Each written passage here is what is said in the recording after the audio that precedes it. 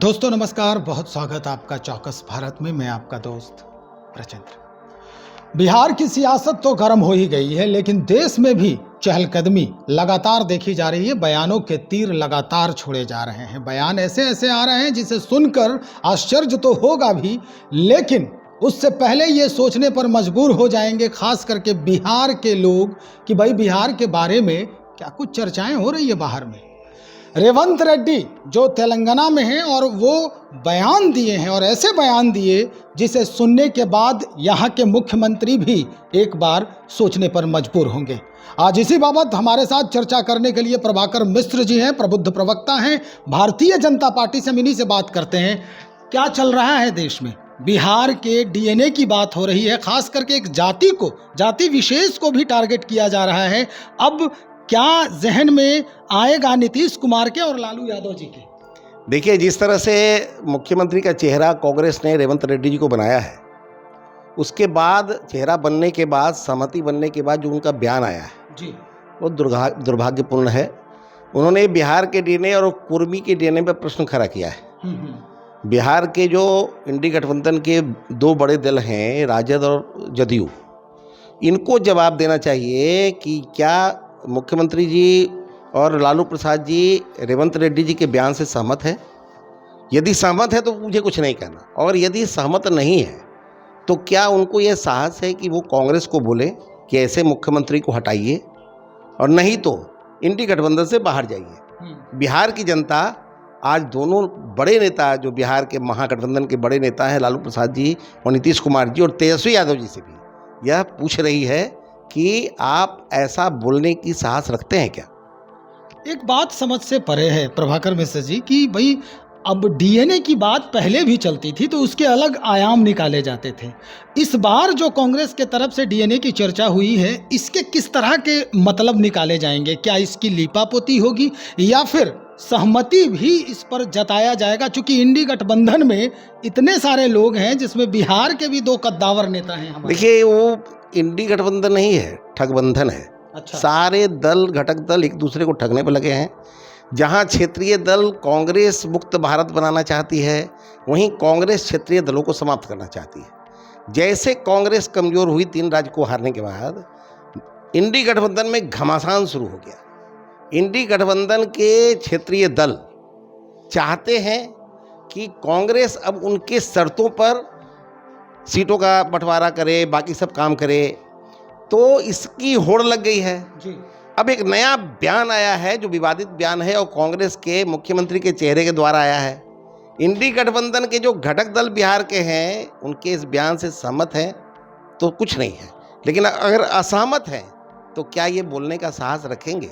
मेरा प्रश्न है, बिहार की जनता ये जानना चाहती है। 6 दिसंबर को बैठक थी इसी गठबंधन की, दिल्ली में सारे लोग पहुंच भी गए, करीब लोग।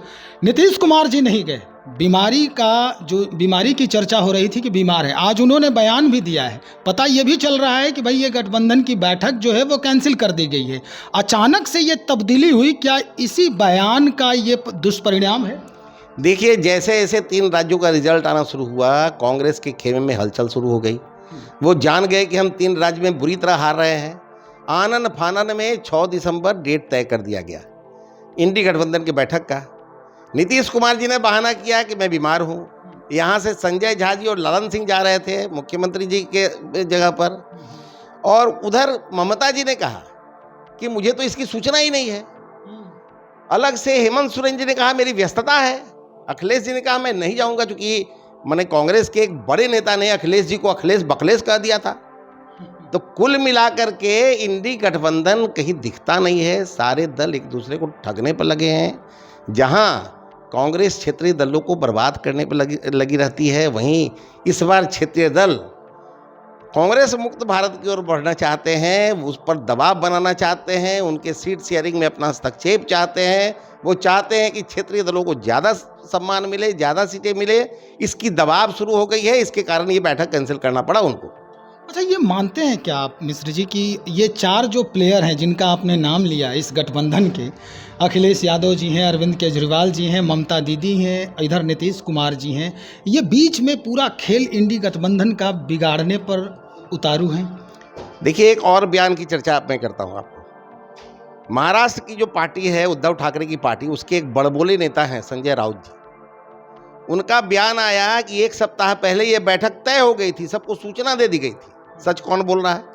ममता दीदी सच बोल रही हैं कि संजय राउत जी सच बोल रहे हैं? ये आपस में तय कर ले।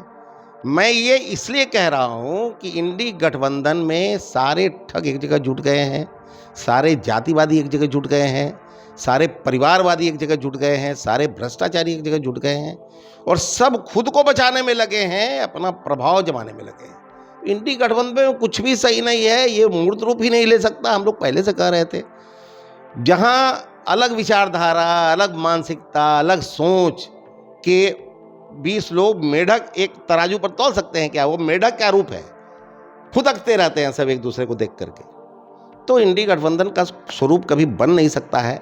मेरा अपना मानना है कि ये गठबंधन हो नहीं सकता है। सभी लोग स्वार्थ से जुड़े हैं उस गठबंधन में, इसलिए ये संभव नहीं है। आखिर में एक सवाल और है कि आज ही बयान आया है नीतीश कुमार जी का कि भाई पहले बैठक हो जाए, उसके बाद हम फाइनल करेंगे कि क्या कुछ बदलाव किया जा सकता है पूरे गठबंधन में। सीट शेयरिंग की बात जहां तक वो कह रहे थे, ये सीट शेयरिंग की बात है और शायद यही वजह है कि इससे पहले वो इस मामले पर कुछ भी बोलने से कतराते रहे और बीमारी की जो खबर फैली वो शायद यही वजह था उसका।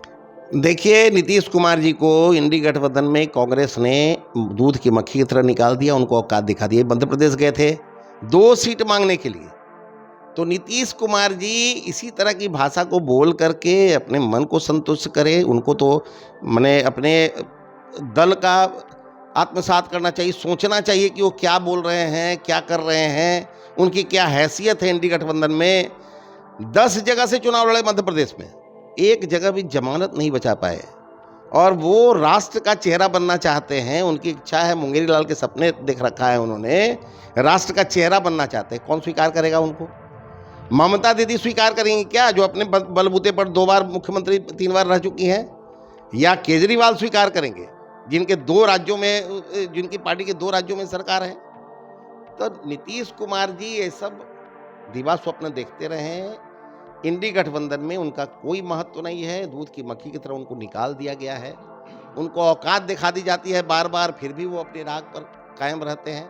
तो इंडी गठबंधन में नीतीश कुमार जी की किसी बात का कोई महत्व नहीं है। चलिए, बहुत शुक्रिया जानकारी देने के लिए। हमारे साथ प्रभाकर मिश्र जी हैं, भारतीय जनता पार्टी के प्रवक्ता हैं और जिन्होंने स्पष्ट तौर पे ये बात कही है कि औकात बता दी गई है नीतीश कुमार जी की, वो किस पायदान पर खड़े हैं।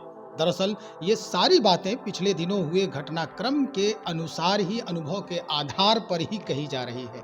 लेकिन सबसे बड़ी बात ये है कि भाई तेलंगाना में जिस तरह से बयान जारी किए गए हैं बिहार के डीएनए को लेकर और एक खास जाति को लेकर, ये बड़ा ही मजबूर कर रहा है सोचने पर कि अब यहाँ के जो आला नेता हैं, जो कहा जाए कि ये मानिंद हैं, यहाँ के जिनके फॉलोअर्स ज़्यादा हैं, अब ये क्या बयान देते हैं?